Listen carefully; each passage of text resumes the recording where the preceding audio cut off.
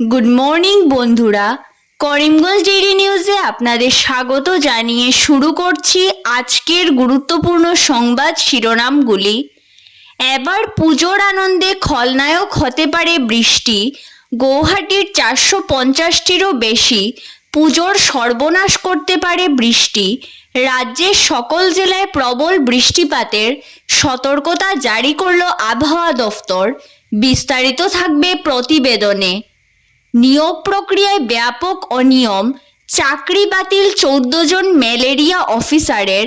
নতুন করে নিযুক্তি প্রক্রিয়ার নির্দেশ হাইকোর্টের। রাজ্যে 19 পুলিশ অফিসারের নিয়োগ অবৈধ, চাকরি বাতিল। কোষাগার বেহাল, অব্যবহৃত টাকা ফেরানোর নির্দেশ প্রতিটি বিভাগকে। মিড ডে মিলে বরাদ্দ, অব্যবহৃত টাকাও ফেরাতে হচ্ছে প্রতিটি স্কুলকে। পড়ুয়াদের মধ্যাহ্নভোজনের লক্ষ লক্ষ টাকা ফেরত গেল দিশপুরে। করিমগঞ্জ জেলায় যতগুলো বিদ্যালয় রয়েছে প্রায় সবগুলোতে 3 থেকে 10 লক্ষ টাকা মধ্যাহ্নভোজনের অ্যাকাউন্টে। এত টাকা জমা থাকলো কি করে, উঠছে প্রশ্ন। কাঠিগড়ায় দুর্ঘটনায় হত গাড়ি চালকের পরিবারকে মুখ্যমন্ত্রী ত্রাণ তহবিলের অর্থ সাহায্য। বিধায়ক কমলাক্ষ দে পুরকায়েস্তের। প্রয়াতের স্ত্রীকে চাকরির আশ্বাস বিধায়কের। ধলাইয়ে এটিএম কার্ড পরিবর্তন করে টাকা হাতিয়ে নিল প্রতারক চক্র। করিমগঞ্জে সড়ক সংস্কারে টেন্ডারপত্রে থাকা অত্যাধুনিক মেশিন ব্যবহার হচ্ছে না। বরাকের জনগণকে বোকা বানাচ্ছে এনএইচআইডিসিএল, অভিযোগ কংগ্রেসের। বিজেপির টিকিট পেতে হলে কমপক্ষে 3000 প্রাথমিক সদস্য ভর্তি করাতে হবে, বললেন কাছাড়ের অভিভাবক মন্ত্রী জয়ন্ত মল্ল বড়ুয়া। ধলাইয়ের পানিবোড়ায় বিজেপির নির্বাচনী কার্যালয় উদ্বোধন মন্ত্রীর।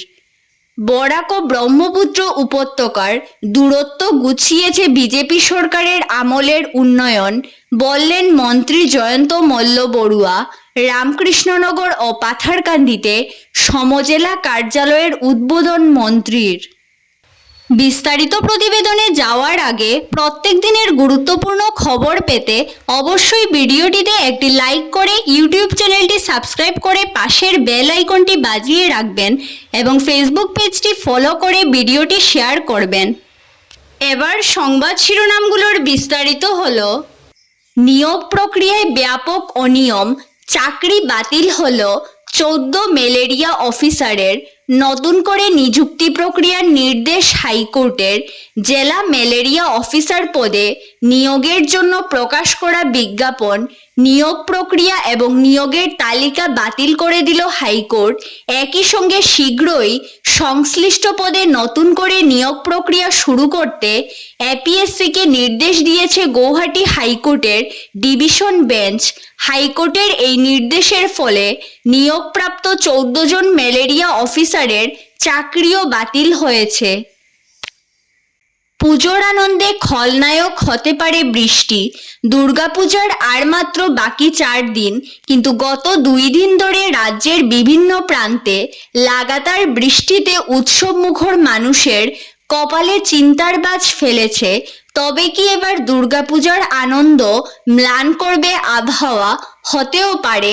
আবহাওয়ার পূর্বাভাস এই ইঙ্গিতই দিচ্ছে।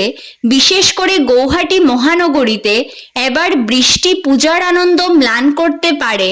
কারণ আগামী 9 এবং 10 অক্টোবর গৌহাটিতে মুষলধারে বৃষ্টি হওয়ার সম্ভাবনা রয়েছে বলে জানিয়েছে গৌহাটির বর্ঝারস্থিত আঞ্চলিক আবহাওয়া বিজ্ঞান কেন্দ্র। উত্তর বঙ্গোপসাগরে তৈরি নিম্নচাপে ঘূর্ণাবর্ত ও অক্ষরেখার জোড়া প্রভাবে নিম্নচাপ তৈরি হয়েছে বঙ্গোপসাগরে। ঘূর্ণাবর্ত রয়েছে উত্তর বাংলাদেশ এবং উত্তরবঙ্গ ও নিম্ন অসম এবং দক্ষিণ অসম লাগোয়া এলাকায়। অক্ষরেখা রয়েছে উত্তরপ্রদেশ থেকে উত্তর বাংলাদেশ পর্যন্ত। এর প্রভাবে উত্তর বঙ্গোপসাগর ও বাংলাদেশ উপকূলে নিম্নচাপ এলাকা তৈরি হয়েছে। অসমের বিস্তীর্ণ অঞ্চল, উত্তরবঙ্গে অতি ভারী বৃষ্টির সতর্কতা জারি করা হয়েছে। ধলাইয়ে এটিএম কার্ড পরিবর্তন করে অর্থ হাতিয়ে নিল প্রতারক চক্র। স্টেট ব্যাংক অফ ইন্ডিয়ার ধলাই শাখার এটিএম কাউন্টারে প্রতারণার শিকার হলেন এক গ্রাহক।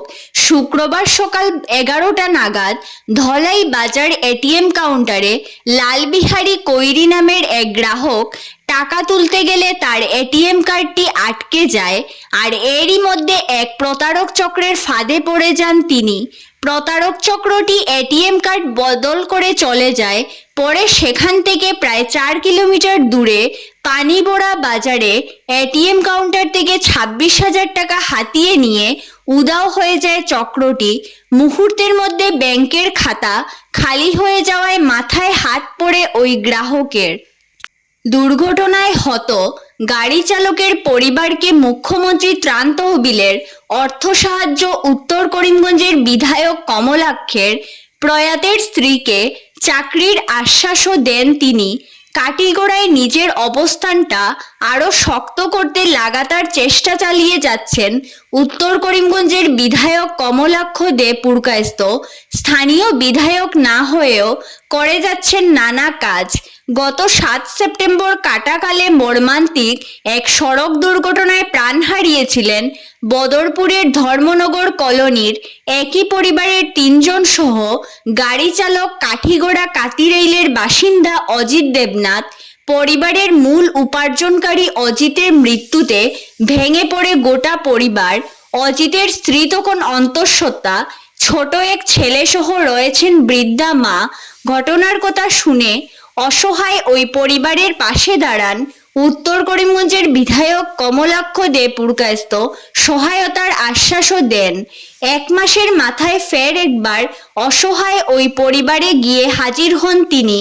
অজিতের বৃদ্ধ মার হাতে তুলে দেন 50,000 টাকার চেক। সঙ্গে অজিতের স্ত্রীকে সমাজ কল্যাণ বিভাগে অঙ্গনওয়াড়ি কর্মী হিসাবে চাকরি প্রদানের জন্য সংশ্লিষ্ট বিভাগের কাছে মুখ্যমন্ত্রীর লেখা চিঠির প্রতিলিপিও বিধায়ক কমলাক্ষের সঙ্গে ছিলেন সংশ্লিষ্ট বিভাগের কাঠিগড়ার প্রজেক্ট অফিসার শামীম আহমেদও। কোষাগারের অবস্থা বেহাল। অব্যবহৃত টাকা ফেরানোর নির্দেশ প্রতিটি বিভাগকে। মিড ডে মিলে বরাদ্দ অব্যবহৃত টাকাও ফেরাতে হচ্ছে প্রতিটি স্কুলকে। রাজকোষাগারের অবস্থা বাস্তবেই কি শোচনীয়? না হলে প্রতিটি প্রশাসনিক বিভাগকে অব্যবহৃত টাকা কোষাগারে ফিরিয়ে দেওয়ার নির্দেশ কেন জারি করেছে অর্থ দফতর? এমন প্রশ্ন সকলের। সরকার যখন বিভিন্ন প্রকল্পে লক্ষ লক্ষ সুবিধাভোগী তৈরিতে মন দিয়েছে, তখন কোষাগারে যে টান পড়েছে সেটা বোঝা গেছে অর্থ দফতরের জারি করা নির্দেশনায় কাজের বিনিময়ে ঠিকাদারদের প্রাপ্য অবধি সরকার মেটাতে পারেনি। এর জন্য দিন দুয়েক আগে আদালতের প্রশ্নের মুখে পড়তে হয়েছে সরকারকে। সুবিধাভোগীর পরিসর বৃদ্ধি না করে ঠিকাদারদের প্রাপ্য মিটিয়ে দেওয়ার নির্দেশও দিয়েছে আদালত। তার উপর প্রায় প্রতি মাসেই ঋণ নিতে হচ্ছে মুখ্যমন্ত্রীকে। ফলে কোষাগারের হাল যে মোটেই ভালো নয় তার ইঙ্গিত পরিষ্কার। এদিকে পড়ুয়াদের মধ্যাহ্নভোজনের লক্ষ লক্ষ টাকা ফেরত গেল দিশপুরে। টাকা উদ্বৃত্ত থাকা নিয়ে প্রশ্ন দিতে হলো সুদ সমেত। মধ্যাহ্নভোজনের অব্যবহৃত টাকা সুদ সমেত ফেরত পেল দিশপুর। 2024 সালের মার্চ মাস পর্যন্ত যে টাকা ব্যবহার হয়নি সেগুলো ফেরত পাঠাতে নির্দেশ দেওয়া হয়েছিল। ট্রেজারি চালানের মাধ্যমে প্রধান শিক্ষকদের টাকা ফেরত পাঠাতে বলেছিলেন করিমগঞ্জের শিক্ষা বিভাগের অতিরিক্ত আয়ুক্ত মিনার্বা দেবী। 3 অক্টোবরের মধ্যে টাকা সুদ সমেত ফেরত দিতে বলা হয়েছিল। সেই অনুসারে প্রতিটি বিদ্যালয়ের প্রধান শিক্ষকরা ছাত্রছাত্রীদের মধ্যাহ্নভোজনের উদ্বৃত্ত টাকা ফেরত পাঠান। কিস্তি হিসেবে কিংবা পর্যায়ক্রমে টাকা পাঠালে তা কোনোভাবে গ্রহণযোগ্য করা হবে না বলে পত্রে উল্লেখ করা হয়। জানা গেছে করিমগঞ্জ জেলায় যতগুলো বিদ্যালয় রয়েছে প্রায় সবগুলোতে 3 থেকে 10 লক্ষ টাকা মধ্যাহ্নভোজনের অ্যাকাউন্টে জমা ছিল। এখানে সঙ্গত কারণে প্রশ্ন দেখা দিয়েছে, প্রতিটি বিদ্যালয়ে মধ্যাহ্নভোজনের লক্ষ লক্ষ টাকা জমা থাকলো কি করে? ধন্যবাদ সবাইকে। আরও নতুন নতুন খবর পেতে করিমগঞ্জ ডেইলি নিউজ পেজটিকে ফলো করে সঙ্গে থাকুন।